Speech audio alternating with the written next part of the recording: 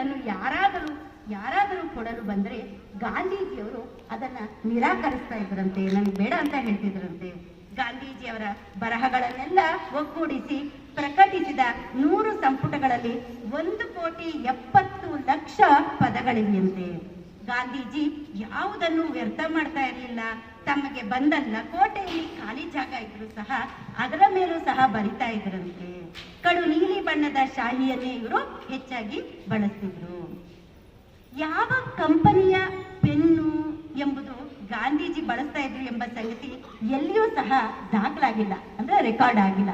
ಯಾಕೆ ಅಂದ್ರೆ ಅದು ಯಾರಿಗೂ ಆಗ ಅಷ್ಟು ಮುಖ್ಯ ಕೂಡ ಅನಿಸಿರ್ಲಿಲ್ಲ. ಆದ್ರೆ ಈಗ ನಮ್ಗೆ ಬರೆಯೋ ಪೆನ್ನು, ಪೆನ್ಸಿಲು, ಪುಸ್ತಕ ಎಲ್ಲವೂ ಮುಖ್ಯವೇ. ಬ್ರಾಂಡೆಡ್ ಪೆನ್ಗಳೇ ಬೇಕು, ಹೌದಲ್ವ ಮಕ್ಕಳೇ? ಹೀಗೆ ಗಾಂಧೀಜಿಯವರು ಪೆನ್ನನ್ನು ರೂಪಕವಾಗಿಯೂ ಸಹ ಬಳಸ್ತಾ ಇದ್ರು.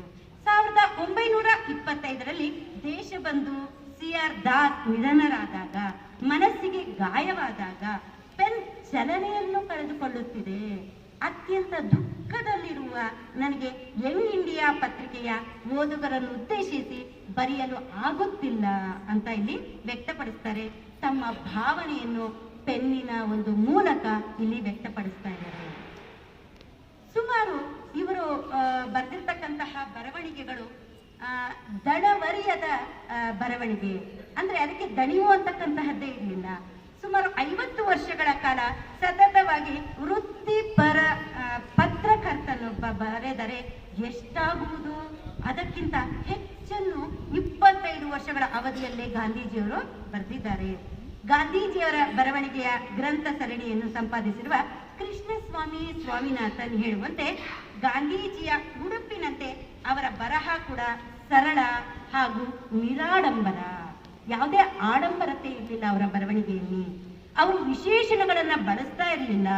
ವಿಷಯದಿಂದಲೇ ಗಮನ ಸೆಳೆಯಬೇಕೇ ಹೊರತು ಭಾಷೆಯ ಆಡಂಬರದಿಂದ ಅಲ್ಲ ಎಂಬುದು ಗಾಂಧೀಜಿಯವರ ಲೇಖನಗಳನ್ನು ಓದಿದ್ರೆ ಗೊತ್ತಾಗತ್ತೆ, ಸಂಪಾದಕೀಯಗಳನ್ನು ಓದಿದ್ರೆ ನಮಗೆ ತಿಳಿಯುತ್ತೆ.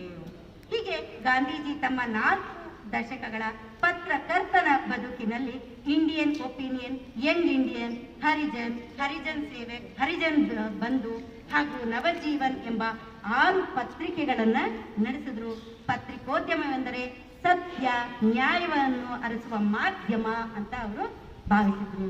ಹೀಗೆ ಗಾಂಧೀಜಿಯವರ ಅಹಿಂಸೆ, ಸತ್ಯತೆ, ನಿರಾಡಂಬರತೆ, ಸರಳತೆ ಎಲ್ಲವನ್ನು ನಮ್ಮ ಜೀವನದಲ್ಲಿ ನಾವು ರೂಪಿಸಿಕೊಳ್ಳೋಣ, ಅದರಂತೆ ನಡೆಯೋಣ ಅಂತ ಹೇಳ್ತಾ ನನಗೆ ಒಂದು 4 ಮಾತುಗಳನ್ನು ಮಾತಾಡಲು ಅವಕಾಶ ಕೊಟ್ಟ